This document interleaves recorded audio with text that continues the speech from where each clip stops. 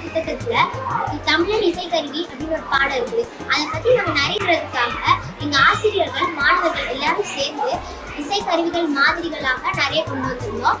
அதை கண்காட்சியாக நடத்துவோம். இன்னைக்கு நம்ம நிறைய தெரிஞ்சுக்கிட்டோம் இசைக்கருவிகள் பத்தி.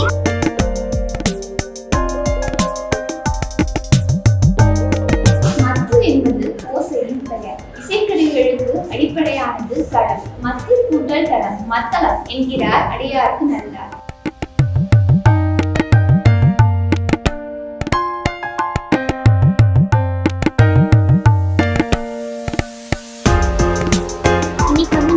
களம்னு ஒரு கண்காட்சி நடத்திருந்தோம்.